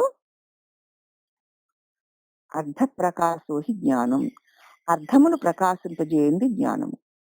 అందువలననే ఆత్మ చైతన్య రూపమును జ్ఞాన రూపమై ఉన్నది. ఈ ఆత్మ చైతన్యం యొక్క రూపము జ్ఞానమై ఉన్నది. అది ఎట్టిది? అర్థమును ప్రకాశింపచేయునది. ఏదైనా ఒక శబ్దం వచ్చిందనుకో, ఆ శబ్దం అలాగే అక్కడ దాంతో అర్థం చేరకపోతే ఆ శబ్దానికి ఏమైనా విలువ ఉంటుందా? ఉండదు. అర్థం చేరితే ఆ శబ్దం విలువ కలిగింది అవుతుంది. అవునా? అందుచేత శబ్దము అర్థము. శబ్దము శివుడైతే అర్థము పార్వతి, శక్తి అన్నమాట. అంటే జ్ఞానం అన్నమాట. కాబట్టి అర్థమును ప్రకాశింప చేయనదే జ్ఞానము. అందువల్లనే ఆత్మ చైతన్య రూపమును జ్ఞాన రూపమై ఉన్నది. జడము మరియు చైతన్య యొక్క భేదము సుగమగు రీతిని చూపించబడుచున్నది. మరి ఈ జ్ఞానం వల్లనే అజ్ఞానము అంటే జడము అయిన వాటిని కూడా ప్రకాశింపచేస్తుంది. అలాగే చిన్మయ స్వరూపాన్ని కూడా ప్రకాశింపచేయగలుగుతుంది. తనకంటే భిన్నముకు సమస్త పదార్థములను తెలుసుకున్నదే చైతన్యము. తన్నును తనకంటే భిన్నమైన సమస్తమును తెలుసుకున్నదే చైతన్యము. తనకంటే భిన్నముగు పదార్థములను తెలుసుకొనజాలన్నదే జడము.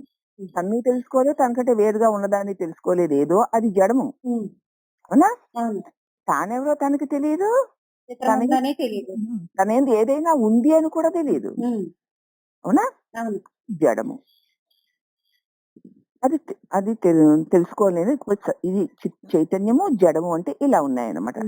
తన్ను తాను ఎరగగలదు, అన్నిటినీ ప్రకాశించే అది చైతన్యము. అన్నీ తనకంటే భిన్నమైన దాన్ని కూడా తెలుసుకోలేదు. అదే జడము. హ్మ్. ఇక ఓ శిష్య, ఇంద్రియములచే పరివేష్టింపబడి ఈ లింగ శరీరము ఈ లోకమున ఉంటోంది. హ్మ్. ఇంద్రియాలతో ఉంది కదా! హ్మ్. హ్మ్. మరియును కొంతకాలమునకు తరువాత లోకాంతరమునకు పోతుంది. లింగ శరీరం అంటే లోపల నేను దేహమునన్న భావన. హ్మ్. ఈ శరీరంతో పరివేష్టింపబడి ఉంది హ్మ్. ఇంద్రియాలతో. హ్మ్. ఇంద్రియాలతో పరివేష్టింపబడి కదా ఉంది. అంతే. దేహమనే సింహాసనంలో ఎక్కి నేననేటువంటి ఈ జీవుడు హ్మ్. కూర్చొని ఉన్నాడు. హ్మ్. కొంతకాలానికి పాపం ఈ నేననే ఈ నేననే సింహాసనం కూలిపోతుంది. హ్మ్. అప్పుడు లోకాంతరానికి పోతాడు. ఈ నేను అనేటువంటి మేనుతో ఏ పనులు చేశాడో దానికి తగిన ఫలితాలను పొందే చోటుకి పోతాడు. హ్మ్. మరలా అక్కడి నుంచి మళ్ళీ తిరిగి వస్తూ ఉంటాడు. హ్మ్. మళ్ళీ ఆ ఫలితాన్ని అనుభవించడానికి మళ్ళీ ఈ మేననే రథమే కావాలి వాడికి. అంతే. దాన్ని ఎక్కువ ఊరేగుతున్నాడు. కానీ అదే నేను అనుకుంటున్నాడు వీడు. వీడి తెలివి. అందుకే అజ్ఞానం. హ్మ్. ఇది నేను ఎక్కువ ఊరేగా రథమే గాని ఇది నేను కాదు అని తెలుసుకోవటం లేదు. దీంతో పనులన్నీ చేయించుకుంటూ ఇదే నేను అనుకుంటున్నాడు. హ్మ్. ఈ అజ్ఞానమే వాడిని అహంకార మమకారాలతో బంధించి మళ్ళీ వదిలేయమని. లోకాంతరానికి తీసుకువెళ్తూ పైకి కిందకి తిప్పుతోంది. హ్మ్. ఆత్మ లోకాంతరములకు గాని దేశాంతరము గాని పోయేది కాదు. హ్మ్. నీ చిన్మయ ప్రకాశం లోకాంతాలకిని దేహాంతరాలకి వెళుతుందా? ఎక్కడికి వెళ్ళదు. ఎప్పుడు ఎక్కడ ఉన్న ఏ లోకంలోనున్నా నీ నేనున్నాను. ప్రకాశం ఆ లోకం ఉంది. హ్మ్. అవునా? హ్మ్. పోనీ ఈ లోకంలో ఈ దేహమందు ఉన్నా నువ్వున్నావు కాబట్టి ఈ దేహము ఈ లోకము ఉన్నాయి. అంతే. అటు నువ్వు ఏ లోకానికి వెళ్ళినా అక్కడ నువ్వే ఉన్నావు. హ్మ్. హ్మ్. హ్మ్. నువ్వు లేని చోటే లేదు అవును. కదా! మనం ధ్యాన స్థితిలో అనంతత్వంలోకి వెళుతూ ఉంటే ఎక్కడికి ఈ మనసుని తీసుకెళ్ళినా అక్కడల్లా నువ్వే కదా ఉన్నావు. నేనే ఉన్నా. ఇంకా ఎన్ని లోకాల్లోకి వెళ్ళినా ఆ మనసు అక్కడ నువ్వే కదా ఉన్నావు. హ్మ్. నువ్వు లేని చోటు ఎక్కడుంది? లేదు. ఏదైనా ఉంది అంటే నువ్వున్నావు గనుకనే ఉండగలుగుతుంది. హ్మ్. ఉంది అన్నది మనోభావన అంతే. కదా! హ్మ్. అది ఉండడానికి ఆధారమై ఉన్నట్టు ఉన్నదేదు, తనకు ప్రకాశం. తాను ఉన్నదేదో అది నీ స్వరూపం. హ్మ్. ఎక్కడైనా నువ్వు ఉండాల్సిందే. అంతే. ఏడుస్తూనన్నా నువ్వుంటేనే, నవ్వుతూనన్నా నువ్వుంటేనే, రాగద్వేషాలతో ఉన్నా నువ్వుంటేనే. హ్మ్. నువ్వు లేతే ఏమీ లేదు పో అమ్మా. హ్మ్. హ్మ్. నువ్వే అంతా అమ్మా అని తెలుసుకో. హ్మ్. కాబట్టి ఆత్మ లోకాంతరాలకి, దేశాంతరాలకి పోయి మరల దిగువచ్చినది కాదు. స్థూల శరీరమునకే జనన మరణాలుంటాయి. అంతే. ఆ శరీర ధర్మాలను ఆత్మ తన మీద ఆరోపించుకొని నీవు దుఃఖించుట ఉచితమైంది కాదయ్యా. అవి శరీర ధర్మాలు. హ్మ్. నువ్వనుకుంటున్నావు. కాదు. ఆ స్ఫటికమణికి ఎరుపు రంగు లేదు. హ్మ్. ఎరుపు రంగు ఉండడం చేత సన్నిధానం తన దగ్గర ఉండడం చేత తను ఎర్రగా ఉన్నట్టు కనపడుతోంది అంతే.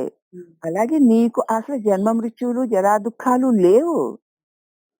ఈ శరీరమందు ఉండడం చేత అవి నీకొచ్చినట్లు కనపడుతున్నాయి అంతే. అంతే. బాగా ఈ అర్థం చేసుకోవాలి ఈ ముక్క. హ్మ్. హ్మ్. అది ఉచితమైన పని కాదు. హ్మ్. అధ్యస్థ వస్తువు నాశనమైనను అధిష్టానముకు నాశనము లేదు కదా! లేదు. కొండ పగిలినా మట్టికి నాశనం లేదు కదా! లేదు. అలాగే నువ్వున్నావు, ఉంటావు అంతే. దాని యందే ఏదో ఎర్ర పువ్వు, పచ్చ పువ్వు, నీలవ పువ్వు వస్తే స్ఫటికమైన ఆయా రంగులు ఆ సమయంలో ఉన్నట్టు కనిపిస్తున్నట్లు ఆయా దేహందే మనోబుద్ధులు వస్తుంటే అవన్నీ నీకు ఉన్నట్టు అనిపిస్తున్నాయి అంతే. హ్మ్. నీకేం లేవు. నువ్వు నిర్మలుడవు. కాబట్టి దానికోసం నువ్వు నీ మీద ఆరోపించుకుని దుఃఖించడం ఉచితమైన పని కాదు. అధ్యస్థ వస్తువు నాశమైనను అధిష్టానానికి ఏ నాశనము లేదు. హ్మ్. కాబట్టి అయితే మళ్ళీ ఒక ప్రశ్న వచ్చిందనమాట. ఆత్మ లోకాంతరమునకు పోదనియును లింగ శరీరము మాత్రమే లోకాంతరములకు దేశాంతరములకు పోతుందని కదా మీరు చెప్తున్నారు. హ్మ్. అట్లయితే ఆత్మ లేకుండా కేవల లింగ శరీరం మాత్రము గమనాగమనం ఎట్లు చేయగలుగుతాం? ముందే చెప్పుకున్నాం కదా మనం. అదే. అదే. మీరు లేకపోతే ఏ లోకాలు ఉన్నాయి? ఏవి లేవు. అంటే ఈ లింగ శరీరం అంటే ఈ మనస్సు అన్నమాట. ఆ! దేవభావన అన్నమాట. హ్మ్. ఇది లోకాంతాలకు వెళుతూ వస్తూ ఉంటుందయ్యా హ్మ్. అని చెప్పారు. అవునా? అవును. మరి దేశాంతరికి పోతుంది అంటున్నారు. ఆత్మ లోకాంతాలకి, దేశాంతాలకి పోదు అంటున్నారు. ఈ నేననే భావనతో కూడిన లింగ శరీరమే లోకాంతరాలకి, దేశాంతరాలకి పోతుంది అంటున్నారు. మరి అలాగైతే ఆత్మ లేకుండా ఈ లింగ శరీరం గారు మాత్రం గమనాగమనాలు ఎలా చేస్తారండి? ఆ! హ్మ్. అదే మనసుతో అనంతత్వంలోకి నువ్వు ప్రయాణం చెయ్యి, చెయ్యి, చెయ్యి, చెయ్యు అంటుంటే అక్కడల్లా నీ దివ్య చైతన్య ప్రకాశం లేకపోతే ఆ మనసు ఎక్కడికి ప్రయాణం చేయగలదు? చేయలేదు కదా! ఆ! అదే మరి మనం ముందు ఆ ధ్యాన స్థితిలో హ్మ్. ఆ వివేక స్థితిలో అనుభవించిందే ఇది. హ్మ్. హ్మ్. సదా అనుభవం అందే ఉండాలి మరి. హ్మ్. అందుకని పెళ్లి చెప్తున్నారన్నమాట. హ్మ్. కాబట్టి అట్లయితే మరి ఆత్మ లేకుండా కేవలం ఈ లింగ శరీరము అంటే ఈ జీవుడు ఈ భావన మాత్రము గమనాగమనాలు ఆ లోకాలకి, ఈ లోకాలకి ఎలా వెళుతుందండి? ఎందుకనగా లింగ శరీరము జడమంటున్నారు కదా! హ్మ్. అవునా? అవును. తనకు తానే ఉండలేదంటున్నారు కదా! జడమొక లింగ శరీరములు సుఖ దుఃఖానుభూతులు కలుగుతాయా స్వామి? జడానికి ఏం కలుగుతాయండి? హ్మ్. అంటే గమనాగమనాలు పరిచ్ఛిన్న వస్తువులకే కలుగుతాయి. అంతే. అవ్యాపక వస్తువు అన్నమాట. వ్యాపకత్వం లేని దానికే కలుగుతాయి. నువ్వు వ్యాపించి ఉన్నవాడివితే ఇక్కడ, అక్కడ అంతా నేనే ఉన్నాను. అనవు కదా! ఆ! ఆ! మరి ఈ పరిచ్ఛిన్నమైన దేహము అన్నప్పుడు ఇక్కడ, అక్కడ వస్తుంది. అంతే. ఆ!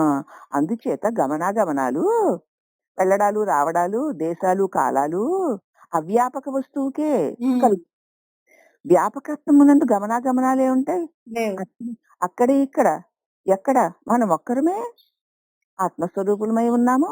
హ్మ్. అప్పుడు, ఇప్పుడు, ఎప్పుడు మనమొక్కరమే చిన్మయ స్వరూపమై ఉన్నాము. ఇక ఇప్పుడు ఇక్కడ ఉండుటేమి, అప్పుడు అక్కడ ఉండుటేమి అన్నారు భగవాన్ హ్మ్. స్పష్టంగా. హ్మ్. స్పష్టంగా నీతో నేను మాట్లాడుతున్న స్పష్టంగా ఎదురుగుండా నిలబడి చెప్పారు. హ్మ్. అవును కదా! అంతే. ఎప్పుడు ఎక్కడ లేవు గనుక చిన్మయుడివైన నీవు. అంతా నేనే. ఇప్పుడు స్వామి మీరిప్పుడిక్కడ అన్నాను. ఒక నవ్వు నవ్వి.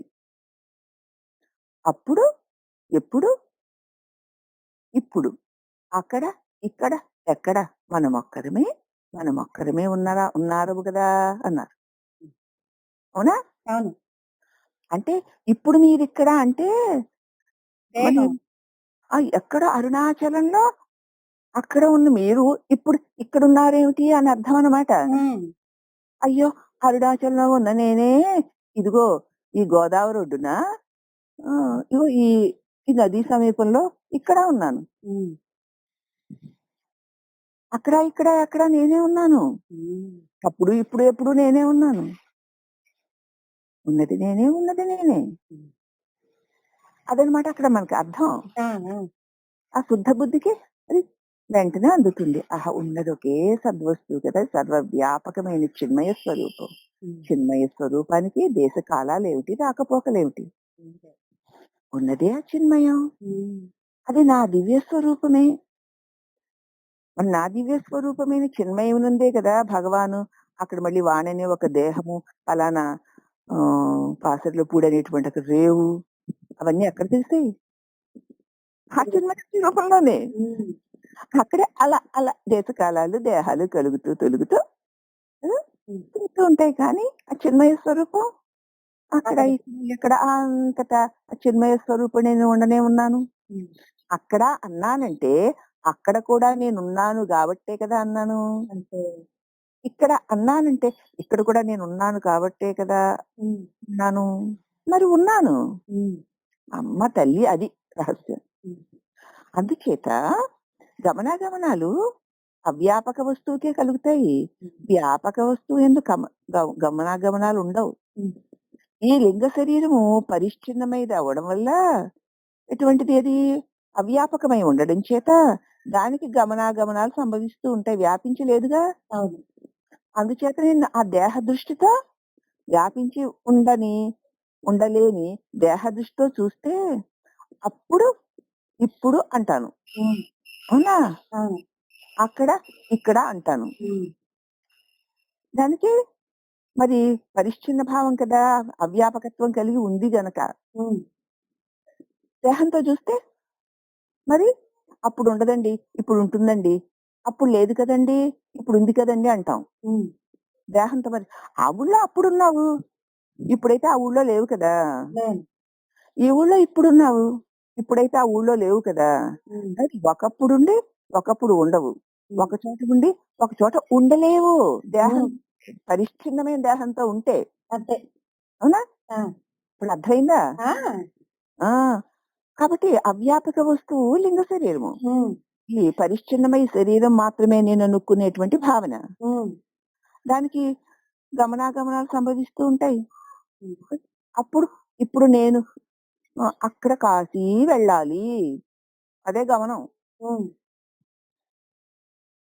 అన్నానంటే ఎందుకు వెళ్ళాలి? అప్పుడు నేనిప్పుడు అక్కడ కాశీలో లేను గనక హుహు. వెళ్ళాలి అనుకుంటున్నాను. హ్మ్. మరి శరీరం కాశీలో లేదు కదమ్మా! లేదు. కాబట్టి దానికి గమనాగమనాలు కాశీ వెళ్ళాలి అని. హ్మ్. హ్మ్. కాశీ నుంచి రావాలని. హ్మ్. శరీరానికి జడ వస్తువుకి వ్యాపకత్వం లేని వస్తువుకి గమనాగమనాలుంటాయి. హ్మ్.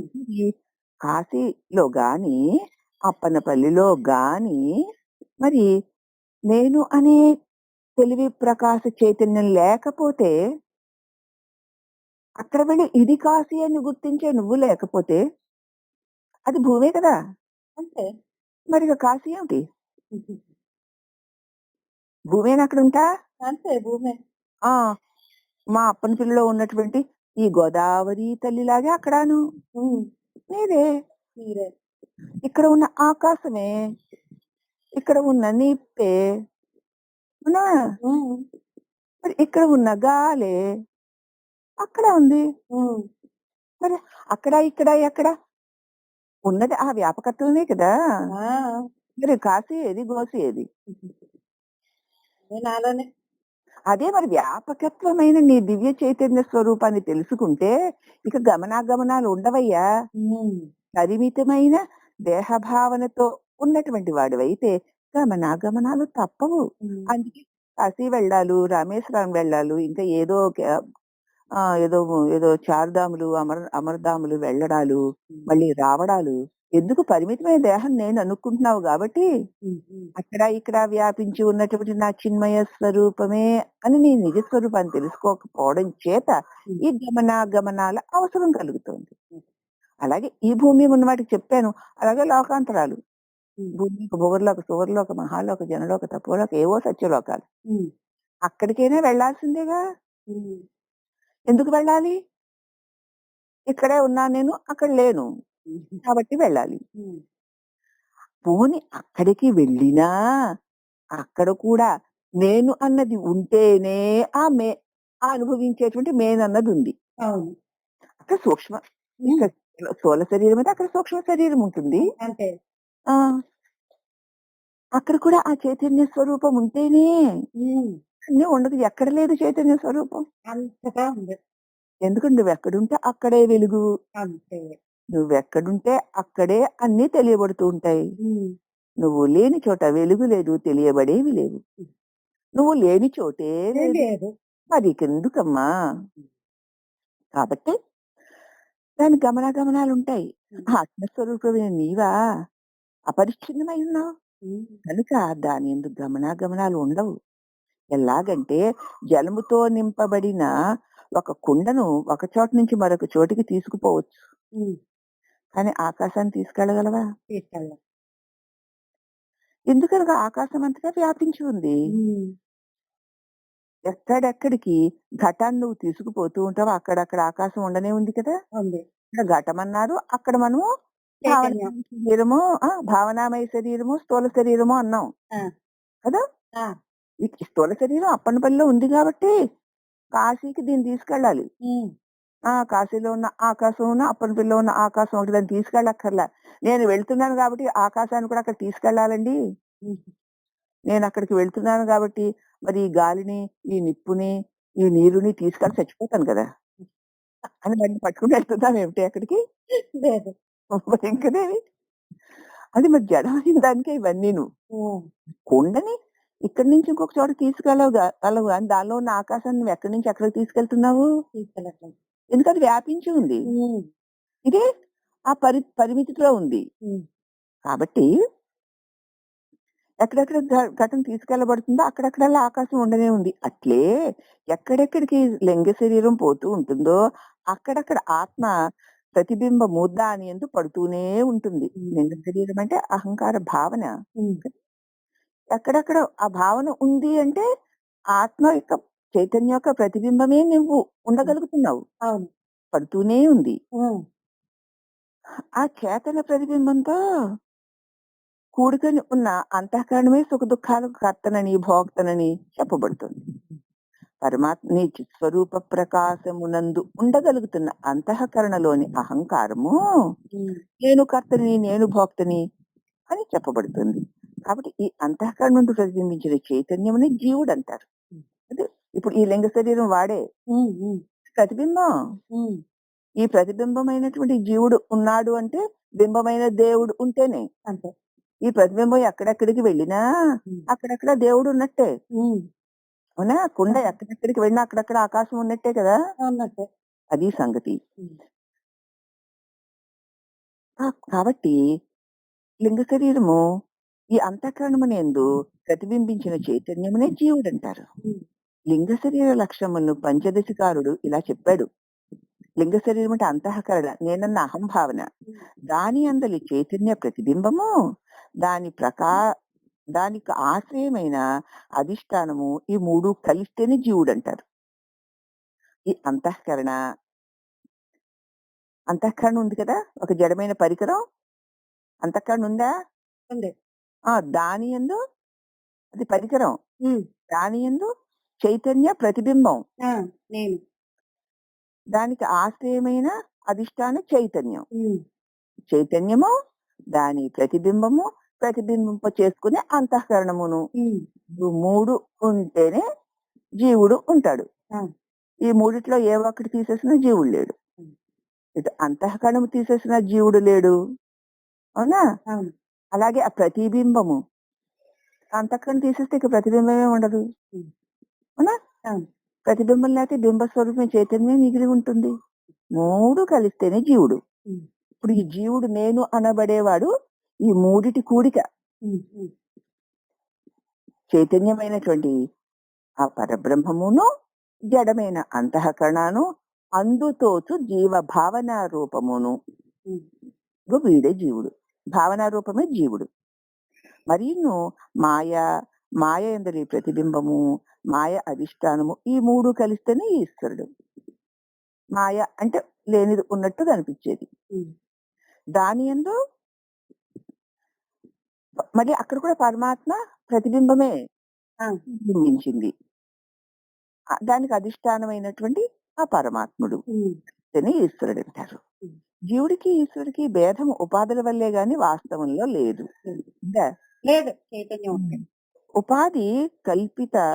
ఉపాధి కల్పితము కదా, కలిగింది కదా, కలిగింది కాబట్టి కల్పితం అన్నమాట. మరి దాని అందున్న చైతన్యము కల్పితము కాదు, నిత్యము. నీటిలోంచే కదమ్మా బుడగలు అలలును. నీరు సత్యము, బుడగలు అలలు అనిత్యము. అలాగే ఉపాధులు కల్పితములు, దాని అందున్న చైతన్యము నిత్యము. ఆ నిత్యమే నీ స్వరూపమయ్యా, ఆ నిత్యమే నీవై ఉన్నావు అని తెలుసుకుంటే ఇక దుఃఖం ఎందుకుంటుంది? అలలొచ్చే బుడగలొచ్చే అయ్యో అయ్యో నేను మొక్కలు చెక్కలు అయిపోయాను నీరు అనుకుంటుందా? కాబట్టి ఎన్ని వచ్చినా ఎన్ని వెళ్ళినా అవి అలా కలిగి తొలిగేవే నాయందే అన్న జ్ఞానం కలిగితే ఇక నీకు దుఃఖం ఎందుకుంటుంది? ఇంకా దుఃఖించవయ్యా అంటూ చిద్రూపమైన ఆత్మస్వరూపుడు నీకు దేహం యొక్క హాని వృద్ధులతో పని ఏమీ లేదు అని చెప్తున్నారమ్మా. అది రేపు చెప్పుకుందాం, సరేనా? హరి ఓం.